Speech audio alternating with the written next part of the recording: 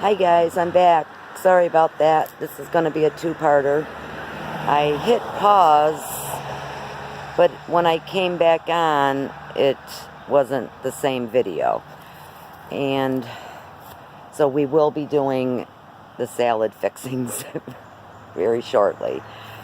Just wanted to show you my finished shade garden and how it's doing and some additions to it. This is my calla lily. Okay, now everybody decides to drive by when I'm doing a video, right? Maybe it's music time. La la la la la la la la la la la la. Okay, so that's my just purchased calla lily. I just love, love, love that color. I just think this is so beautiful. Was looking for something to put in that pot, and I think that's like just perfect. My primrose is doing good, and here's a new addition too. He's so cute. That's my little snail. I love him. And I just think the colors are really, really cool, and I think he likes it there too. And my hosta's doing well. There's a white astilbe. This is an astilbe also that I had grown in the back garden and transplanted it over here. And I think the astilbes will do better over here where it's a little more shaded. And then there's the other astilbe that I transplanted from out back. And then this was a purchased one. I swear this one like quadrupled its size. Now it was only not even 2 weeks ago, and that was probably this size when I got it. And that's called Country Western astilbe, and it's going to be like a rusty red coral flower on that. And like you saw, this one is the white astilbe. I probably should have put the red one over here that would stand out up against the brick look of the house, and then put this white one over there. But that's all. I mean, everything could be changed if I wanted. Things are still growing in. And there's my bleeding heart. It's doing quite well. I just got some hosta, some coral bells. They're doing really well. You can see the little the flowers shooting up on it. It's very happy. There's one on each side with the fern tucked in the back corner. That'll get quite tall. And those hostas I transplanted, they were in the back garden, sun garden also. That one and this one. And I see a maple tree's trying to grow. You're not allowed. I'll get you right out by the, hopefully most of the root. Just keep an eye on all my rootings in here, make sure, it's been doing really good. I haven't seen like hardly any weeds whatsoever other than this maple. And then here's another maple trying. It was gonna try to grow. And we got a little dandelion weed there, but he's allowed. Dandelions are allowed in my gardens because they are so good for us. And this is the Jacob's ladder. Very cool plant. It's variegated Jacob's ladder. Got 2 of them. And then excuse me. This coral bell, 1, 2, these 3 were in the back garden also that I transplanted. And the 2 back there were new purchases I added. That one and that one. I like that coralish red, rusty red color. Just adds a little more color. In your shade gardens, you'll mostly get for their leaves and their foliage green color. So, except for like your Stilbe, you'll get some flowers from that. But there's not a real lot of flowering shade plants to choose from. So, and then we got some burdock. When I see things growing out of place, I don't let that bother me. If it really it's going to get big, I should probably move it while it's young, because it is right in front of my, stairway. But right now, it's not bothering me. This is all daylily. Let me go back a little bit. It's all daylily in here now. And the daylily flower petals are edible, and they're very good. I love them. But this is all daylily, and it's mixed with I guess it's like a bindweed, and it's got like little teeny tiny fine, they're not sharp, but they stick to you. They're like little feathery stickers. They'll definitely,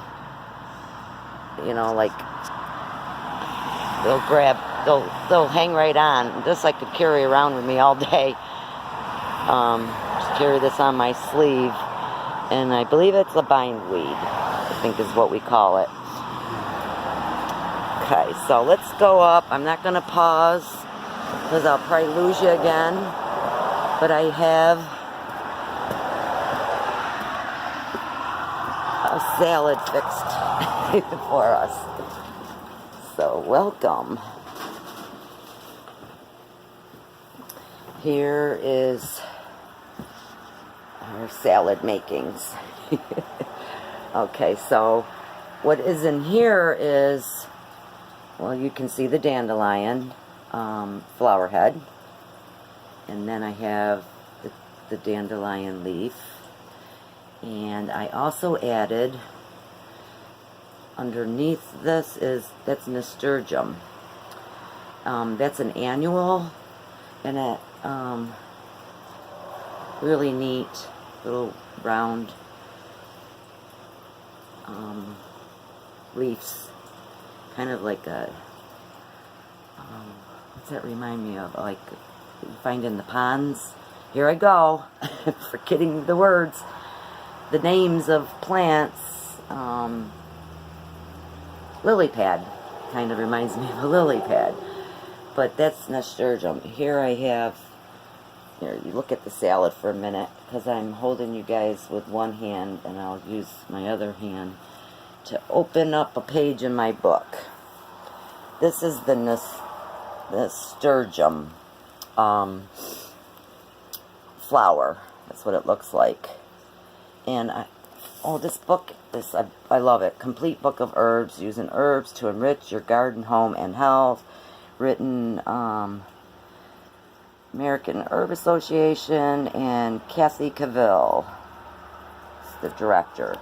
I just love this, and I was going to read you a little bit on the nasturtium while we're at it. Here, look at the nasturtium. I'll read. So the part used are the leaves and the flowers, and says harvest fresh leaves and flowers as needed. You can pickle unripe seeds in a vinegar and use them in salads. And the medicinal use, nasturtiums are medicinal when eaten. You can use them as a tincture, however, they are seldom used in that form. Sometimes the leaves are added to herb teas. One tasty way to use nasturtium is to make a herbal vinegar to use on salads. Well, I got a vinegar here, my own vinaigrette that I made. And this is apple cider vinegar with some oil and a little bit of basil. I put some different herbs in there, maybe some parsley, I can't even remember now. And then I added some red pepper flakes. So I just shake this up, and that's what I'm gonna use for my salad topping. So we got the dandelion greens, we got the dandelion heads, we got some nasturtium, and then you guys remember I picked the redbud off the beautiful redbud tree. Well, I dried them out in here. I just actually I got some more of these drying, and I just got them in a colander, and I had the redbuds in here. I just yeah.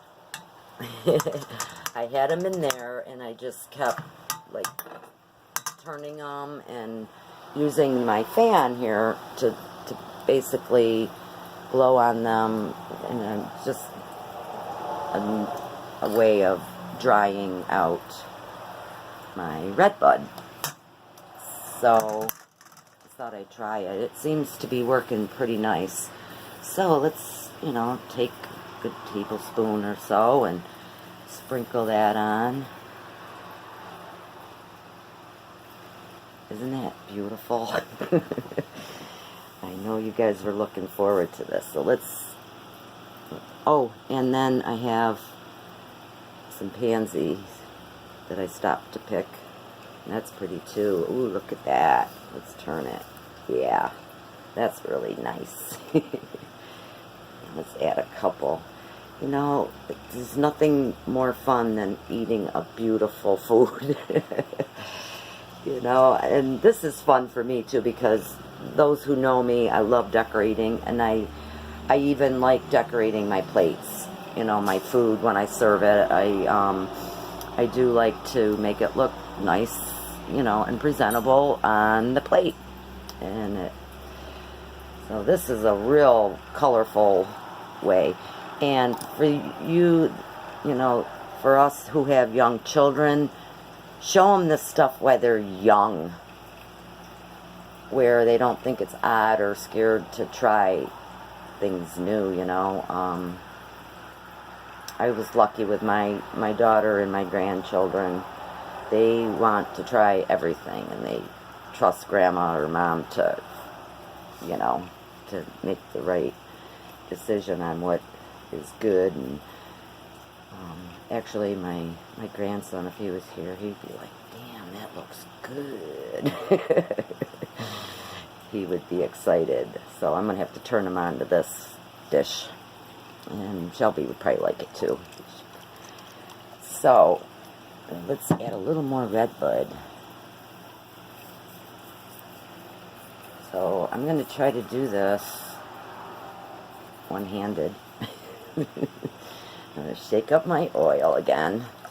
So this is apple cider vinegar with some olive oil, some herbs, and I put in a little bit of, what did I say? Red pepper flakes. So here it goes. I don't need much, do I? And I got this jar out because these are pretty much almost dry.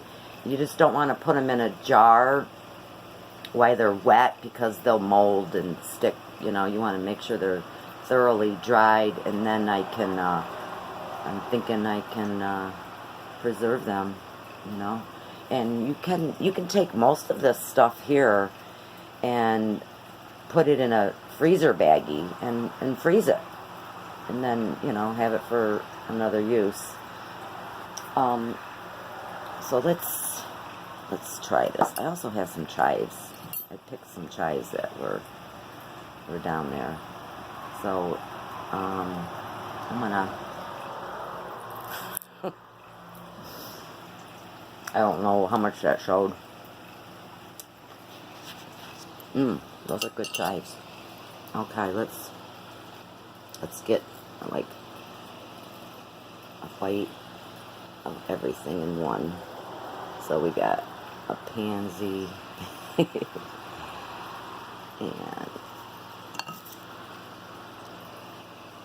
okay, here we go. Yeah. Very good.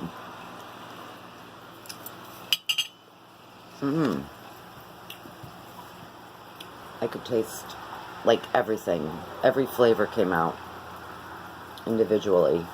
The Redbud, the pansy. I'm still tasting the chive. and these, oh, that was really, really good. Yeah. Very good. Okay, let me read a little bit on the nasturtium. It says, it's one tasty way to use nasturtium to make an herbal vinegar. I already read that. Sorry, guys. There was something else I wanted to.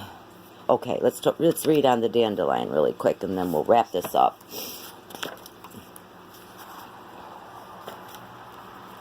Here it is. Dandelion. It's said to enhance growth of fruit trees. That's a good one. And it's for propagation. Collect the seeds from the wild and sow in the spring. Uses. The Arabs were the first to introduce dandelion's healing and nutrition abilities to the Europeans through their writing. By the 16th century, dandelion was considered an important culinary and blood purifying herb in Europe. The root is used to treat liver diseases such as jaundice and cirrhosis. It also is considered beneficial for building up blood and curing anemia. Dandelion roots' diuretic properties may help lower blood pressure and relieve premenstrual fluid retention. Unlike most diuretics, it retains potassium rather than flushing it from the body. Clinical studies have favorably compared dandelion's actions with the frequently prescribed diuretic drug furosemide. Dandelion roots contain inulin and levulin, starch-like substances that are easy to digest, as well as a bitter substance, taraxacin, that stimulates digestion. Dandelion roots, stems, and leaves exude a white sticky resin that dissolves warts if applied repeatedly. I didn't know that. That's interesting. Now, wine made from the dandelion flowers tastes like sherry. An Arabian dish, ubio, contains the flower buds and oil, flour, honey, and roses. The roasted ground root makes a good coffee substitute. Dandelion leaves are rich in minerals, vitamins, particularly vitamins A, B2, C, and K, and calcium. Add young leaves to salads or saute them as you would like spinach. The English sometimes put the flowers in sandwiches. Dandelions makes a tonic bath and facial steam. Its flowers produce a yellow dye. So the parts used: roots, leaves, flowers, and stems. And gather the leaves in the spring, flowers in the summer, and roots in the fall. And medicinal uses. Supplement your diet with fresh dandelion leaves and roots. The flowers are not usually eaten, but they are used to make wine. Well, I ate them, and they are fine too. It just says they usually aren't, but I'm not usual. Drink up to 4 to 5 cups a day. If you drink, to use to make wine. So take 1/4 to 1/2 teaspoon tincture, 1 to 2 droppers full, up to 3 times a day. So, precautions. The white latex in fresh dandelion is caustic. It may cause skin irritation or digestive disturbances. So dry the root before using. So that's when you're using the root. You gotta dry it. Alright. So, get yourself some good old edibles and get yourself healthy with a nice fresh salad. Hope you guys enjoyed this. Any questions, please post them below in the comments. And if you have not subscribed and you'd like to see more of my videos, please do so. And then hit the bell beside it, and YouTube will notify you each time I come out with a new video. Until next time, you all have a great day. And love much, laugh often, and live well.